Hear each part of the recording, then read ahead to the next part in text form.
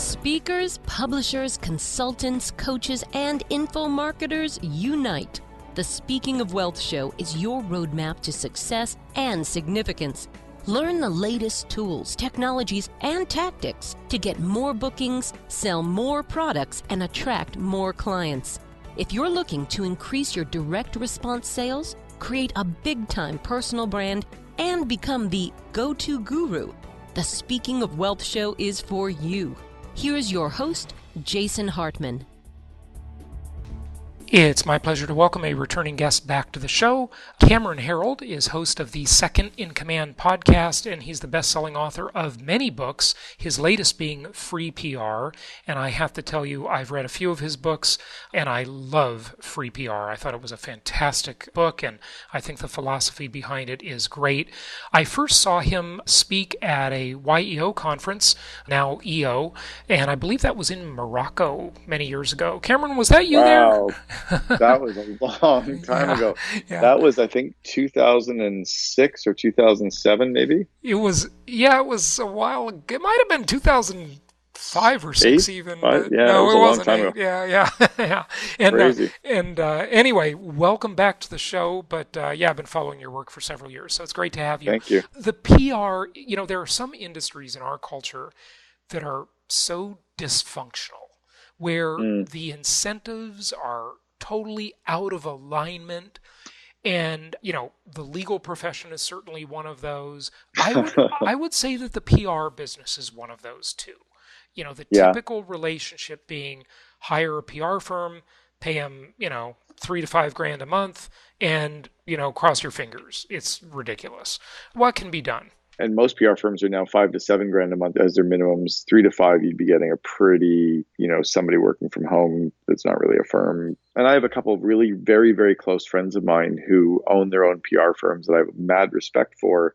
And maybe I'll even classify them as one of the good ones, but they don't have the time to spend 5 days a week on your brand.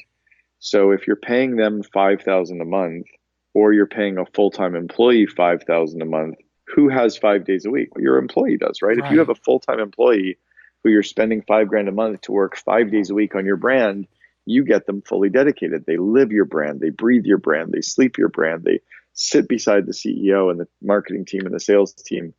But if you're hiring a PR firm, one person at that firm probably has 4 or 5 clients, which means at best they're working with you about 1 to 1.5 days a week. So why would you pay $5,000 for 1.5 days versus, well, you're really saying it's because of their experience or because of their network? Well, their network, there's no way that their network is so strong that they know 50 people to write articles about you. Mm-hmm. It might be strong enough to get you 2 or 3, but not to get you a year's worth of articles. And I think that's where they kind of pull the wool over our eyes. I mean, the theory goes, if you were having this, say a PR firm was sitting at your conference table pitching you, and you're a small business owner or solopreneur and you want to get some press for your business or your cause or whatever it is, they would say to that, if you raise that as an objection, they'd say, well, look at, my people are trained. You have to train someone. My people are more experienced. My people have more connections. We have systems. You don't have to manage us. You have to manage an employee. Right? That's what they would say. How would you counter that? All very true. Yeah. All very true, but it's not that hard. So I learned PR. I was very fortunate that I learned about public relations 30 years ago. Wow, means I'm really getting old now. But 33 years ago, I landed the first story about myself and my first company. I was running a house painting business with college pro painters. And I contacted a newspaper and they sent someone out that afternoon and I was in the next day's newspaper. I'm like, well, that was easy. And that happened every single time I called a media outlet, they would cover me. So I just learned at an early age that it wasn't that hard to get it. And then I started teaching franchisees at College Pro to do it and doing it at 1-800-GOT-JUNK and all these brands that I built. Kind of almost, I wasn't smart enough to know that PR firms were supposed to be used because either I didn't have a budget for them or I didn't really know about them. I just figured you called the journalist and they wrote about you because that's always what happens. It's kind of like you ask the pretty girl out. She says yes or no. If she says no, you ask another one. She says yes, Bob's your uncle. It just didn't seem that hard to me. So when all of a sudden I learned it was supposed to be hard, I was like, I didn't know that. Didn't know it was supposed to be hard. Mm-hmm. Right. So I think I was able to kind of orbit around that fear because so then I realized I could codify it. When I started teaching so many people how to generate free publicity and they were able to do it for themselves and they were in, multiple countries. I had a guy in Russia landed a Forbes article and he came back. He's like, dude, I just called them and they said yes. I'm like, well, of course. So I just kind of gee shucks my way through it until all of a sudden I was able to codify it. So it seems to me, after reading your book, after giving it to a couple employees, it seems to me that one of the key elements is, like anything, hiring the right person to run this process. What would you say to that? It is. I think that comes third or fourth, but it's certainly in the top four. It's interesting. So my book, Free PR, originally started around 10 years ago. The CEO of Grasshopper.com, David Hauser, who was in the Entrepreneurs Organization like you and I, David asked me to write the manual for his PR team, and he was going to build an in-house PR team. So I created the manual for how to land PR, and then we backed into it with how do we hire the right people. So the right people to land free publicity are salespeople, not journalists, not marketers, not communications people. They're people who like to pick up the phone and talk to a journalist and say, hey, do you have 2 minutes? I think I have a good story for you. The journalist is probably going to say yes. You give them a couple bullet points and then you say, what do you think? And you ask questions and listen. It's kind of like selling a product. Right. So the reason I like salespeople is they don't take no for an answer, right? If they get a no, basically they go, the guy picked up his phone. I can totally sell this guy. I'll call him next month. But if a marketing person gets a no, they run away and hide. Yeah, right. It's like the shy kid who asks the girl out and she says no. It'll take him 5 years to ask another girl out. Right. But the salesperson will get right back on their feet, right? Yeah. Right. But if the shy kid gets a yes, he'll be confident for the rest of his life, right? A salesperson doesn't even know that he got a no. Like, well, I got a no. I'll ask somebody else, right? Yeah, right. I'm the salesperson will say I'm closer to a yes on the next call. Yeah, right. Yeah, right. Just because they picked up their phone, or I learned a little bit. I can pitch it better next time. Exactly. So, any assessment tools or anything you use in your hiring, or any advice on how to craft the job posting, where to post it? Yeah. So I'm looking for salespeople. I will post it as a sales role. I will market it as a sales role. I will also write the exact same posting and write it as a public relations role, but very outbound sales, pick up the phone, you're pitching stories. So it's definitely positioned and marketed as a sales role or a salesy PR role because I want to attract those people and I want to turn away anybody who wants to sit down and write press releases all day. I want to turn around somebody who wants to write stories all day. So I really market it and position it as a sales outbound. So I will look for telemarketing people who are great problem solvers, people who bob and weave and kind of make it up on the fly, people who can convey energy, can handle objections, can manage a sales funnel. I'm looking for all those typical outbound salesperson strengths. Okay, so you found this. Any advice on where to post the job? Everywhere. Post it on your social media platforms, Craigslist, post it on any industry job boards. But I would have all of your employees share it on their Facebook and LinkedIn. I would have your customers share it on their Facebook and LinkedIn. I would run copy to it or run traffic to it. But I'm looking for, ideally, someone who can work out of my office, sit close to me, so they're vibrating with that same energy I'm vibrating with. I'm good at hiring remote employees. I hire them all the time. But for PR, I'd love someone who can vibrate with me and be around me. Okay, good. And salespeople, no particular assessment tool recommendation to find that right person? Yeah, I don't have any off the top that I go to. I've never really worked closely with assessment tools at the interviewing stage. I tend to use them afterwards. After I hire somebody, I tend to use assessment tools as ways to learn how to work with them better. So I couldn't speak to one off the top. Okay. But I'd say that any sales tool that looks for good salespeople would be the same tool that you would want for this. Okay. The only difference between a good salesperson and a good PR person is they have to be able to, I guess salespeople have to be able to write clearly. You have to be able to write a very concise, bullet-pointed email that comes across professionally and raises confidence. Probably the same as a salesperson.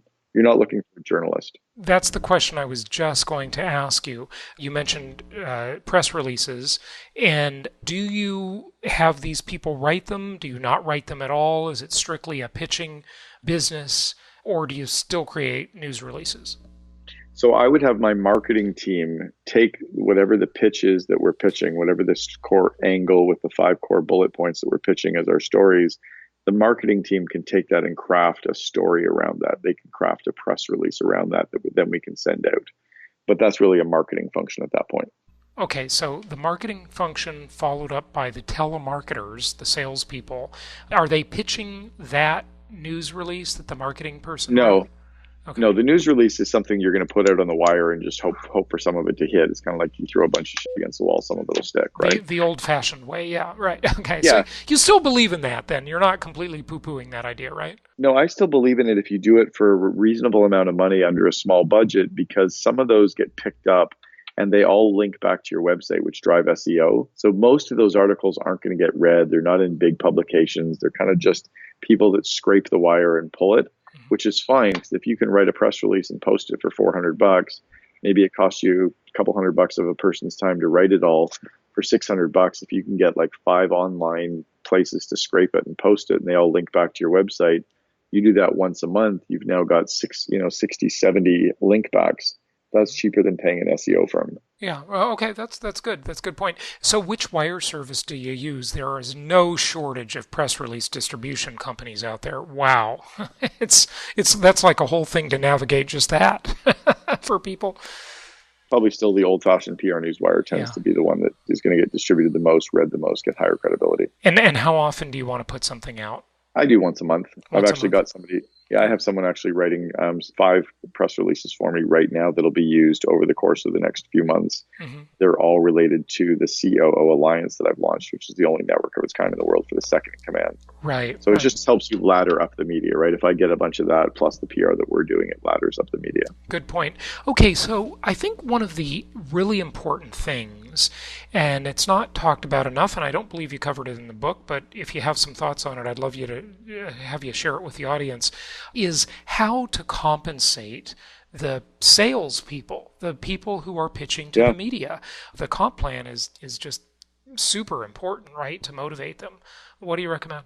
So there's a data point around motivation which says that you can't motivate people. They wake up in the morning motivated. You can satisfy them, you can incentivize them, but motivation comes from within. So I try to hire people that are hungry, people that want to make good money, people that are going to work really hard, and I give them a base salary of about $4,000 to $5,000 a month. So $48,000 to $60,000 a year is the base, and then I'll give them a bonus of $500 to $600 a month for hitting their stories, and they have to hit a minimum of 4 or 5 stories per month. If they hit that, they get the bonus. The only other incentives I've used that have worked is to focus people, and we created our top 20 list for the year, where we said, here's the top 20 news outlets we want to get covered on: 5 radio, 5 TV, 5 magazine, 5 newspaper. If you land feature articles in those with photos or feature stories, then you get a bounty, and it was like $500, $600, $700 per story. You're basically paying them a base salary plus a bonus of $100 a story, it sounds like. No, it was actually $500 to land 5, and it was nothing if they landed less. Oh, okay, good. So there's a built-in quota there then. That's great. Yep. I know you said you like this person in the office, but we've certainly got a lot of listeners, Cameron, who have 100% remote workforce. How would you do it differently with remote if you're constrained by it's got to be remote? I mean, remote has some advantages, right? Wider talent pool, et cetera. So, maybe they don't have the advantage of being there vibing with you, of course, but other advantages, and maybe that's just the way, that's the nature of the business. So you have to do it that way. What would you do then? I think a lot of it comes down to them being able to listen in on your calls, whether you actually record your Zoom calls or you get Otter.ai to transcribe some of the stuff that you're saying, have them listen in on calls that you're doing with customers or suppliers, or have those recorded so they can listen in. Maybe doing frequent video calls with them so that you're able to sit, or they can sit in and do their work and listen to you do yours. Just ways for them to somehow absorb kind of the why you do what you do and how you do what you do in addition to the what you do. That's good, but how does the comp plan change? So that's the vibing component. Same comp plan. Oh, really? Just salary and bonus? I've always believed in kind of Maslow's hierarchy of needs. If you pay people really fairly to do the job that they're doing, and then make sure that they have, an environment where they're respected and trusted, and you're removing obstacles and help them do their job, they'll go through brick walls for you. And then you get rid of the underperformers or the toxic, cancerous people and keep bringing in good people. Yep. Yeah. Every business is going to have, at some point in their history, they're going to have an onboard terrorist. Yeah. I coached a client out of the East Coast, Acceleration Partners, Bob Glazier and his COO, Matt Wool. I coached them for 2 years. Matt was a member of the CO Alliance. They've got about 140 employees, and 100% of them are remote. No one has an office space, including the CEO. Right. But all those remote people are salaried, huh? Yeah. These are full-time employees. They're currently the number 12 company in the United States to work for on Glassdoor. Yeah, great. And so all full-time, no freelancers. So now I'll ask you to drill down maybe just one more level on that. What if someone listening can't afford a full-time employee? They're just starting out and they've got to go with freelancers. Any advice there? I would put the freelancers on a pure bounty basis then and just say, for every story you land me, I'll pay you X. So I have a guy right now who is paid to get me really good guests for the Second in Command podcast. And so he's always out scouring. I get kind of the good organic ones, but every once in a while he comes up and goes, hey, I've got one right now, and it is a household name that I'm not allowed to say it because we're getting confirmed this week, but he's been pitching them for a few months, and for everyone he gets me, he just gets a pure fixed fee. Okay, good. So pure bounty. What else would you like to share? There are many other steps in the process and in the book. We've sort of been covering the kind of the front end of finding that right person and how to pay them, etc. What else? I think the key is to remember how the media makes money. And remember that every single morning, every journalist wakes up and thinks, what the heck am I going to write about today? And your job is to give them the story to help them in their job, to help their day be easier. So you're not calling them to ask them to write about you. You're calling them and saying, hey, I have a good story for you. Do you have a couple minutes? You're trying to help them with that. And if you can give them the guts of that story and then let their creative juices flow so they can write the story, you don't even have to write it for them. You can just give them 5 supporting points for your title idea. So how can you do that? How can you become more valuable to the media? And, I'll just share one example. When I was doing good with PR years ago, it hasn't gone so well for me lately, but years ago, I was getting a lot of traction when I owned a traditional real estate company, and the LA Times Orange County edition covered me all the time. It was great. And basically what I did is I just met with one or two of their real estate reporters, really kind of one was my core contact, and then a second one, and I would supply her with data. I had something called a market condition report, and it had a piece of data that the rest of the media really wasn't reporting about the supply side of the housing equation. And I got a lot of great coverage. It was, of course, all free. Every month they'd write about me, and it was great. But, how do you find the thing to give to that reporter that they really want and need? I like the fact that you actually figured out something and it was working for you. I'm not sure why you switched from that. So if you were getting coverage from that in the past, you should go back to that for sure. Yeah, well, Coldwell Banker bought my company, so I was in a different business. Oh, there you go. Yeah. The media does love any of those kind of top 5, the tips and tricks, the simple ways to do things. They love that stuff because it makes very easy. Very digestible. Digestible. I was going to call them fluff articles, but they're very digestible. They're filler. They're good filler articles. Right. And there's really nothing that is like so newsworthy, right? That we always think we need something newsworthy. No, they love that digestible, quick tip kind of content. So those are great story angles for sure. The other one is to really remember who your target, the media outlet, who their audience is. What does their audience care about? If you think about, I'll give you 10 business outlets for a second, and we'll think about them. You've got Tim Ferriss's podcast, or Andrew Warner with Mixergy, or your podcast, or the Wall Street Journal, or Forbes magazine, or Inc. magazine, or CNN Money, or I can't even think of a business TV show, CNBC Squawk Box, or the USA Today Money section, or the Vancouver Sun, all very different articles and magazines. Your listener, even though it's a business show, is very different from the Forbes magazine reader, who's very different from the Entrepreneur magazine reader. And if we're pitching the same story in the same way to all those outlets, only one of the 10 will respond. But if you take your story and think about why will the audience care, or why will the reader care, how do I position this same content for them? you can also often kind of massage it or position it or spin it so that their audience or viewer or listener cares. And that's how you can really help them. Yeah, and definitely taking it from the point of view that you're helping the media. You're supplying them with their inventory. Their inventory it's stories. It's the scoop. Every reporter wants the scoop, right? Are there any examples, though, you can share about? And they're human. Yeah, right. And they're human. Go ahead. They're human in that people don't want to have to work so darn hard. Mm-hmm. Why would they want to work 8 hours today to come up with a story when you're going to hand them one? That just made their day simple. Right. Right? Yeah, like absolutely. At the end of the day, they're just human. So that's when you're helping them out and giving them a good story. As long as you do that in a good way, they're going to tend to say, yeah. And if they don't like it, then you go, I got another story idea. What do you think of this one? Yeah, good. So just refining and constantly looking at what they want, what they need, what they resonate with. Do you recommend, I know there's this thing in the media of, every journalist wants to be editorial, not the advertising is a whole different department, right? There's sort of this line there. Do you do any follow-up with them? Do you even say thank you? Some reporters are kind of like put off by a thank you, like, we're not doing you any favors here, right? Them. Yeah, okay. Do you send them a gift, or do you go that far? Or? No. Yeah, okay. You don't send gifts, but a handwritten note is completely applicable to say, hey, thanks very much for that story. It was super helpful. I got some great responses, or some of my clients really liked it. They're human beings, and thanking them for doing it in a way of just saying, hey, say thanks for just thanks for writing it. I really appreciate it. Yeah. Okay. So good. Something, nice and professional. That's great. Okay. Good. Gifts don't go well because they feel like they're being bribed, especially if they're in the advance of an article. Mm-hmm. But we would send out funny things that no one would ever want. Like we would send it. So lumpy mail. Mm-hmm. We would send out a note pitching them. If they weren't picking up our phone call, we'd send them a letter, like a direct mail letter instead of an email, because they get 400 emails a day. Mm-hmm. But it would have a blue wig in it. Yeah. Okay. What the heck is the blue wig? And the blue wig's so it's clearly not a gift because nobody wants a $4 blue clown wig, but it would get their attention. Okay. Good. What else do you want to share? I think that it takes a long time to get to the night before you become the overnight success story.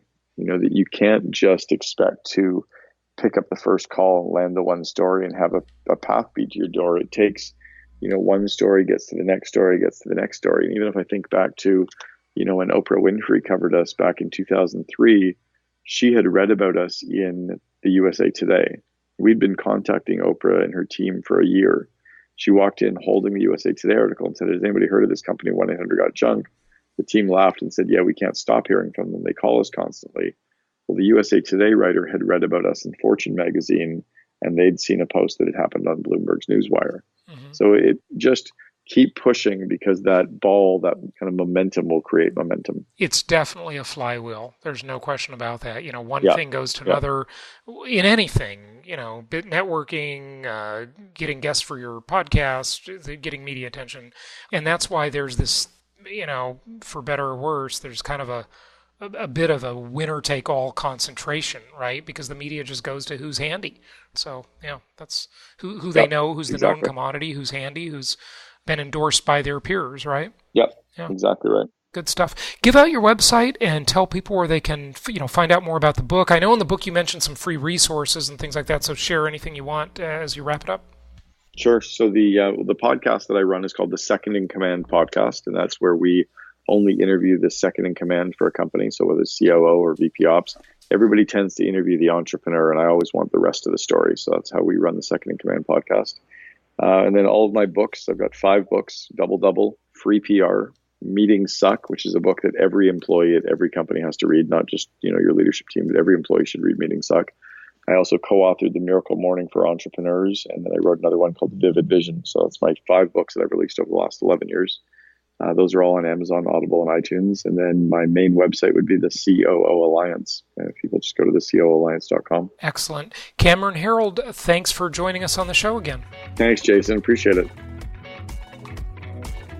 Thank you so much for listening. Please be sure to subscribe so that you don't miss any episodes. Be sure to check out the show's specific website and our general website, hartmanmedia.com, for appropriate disclaimers and terms of service.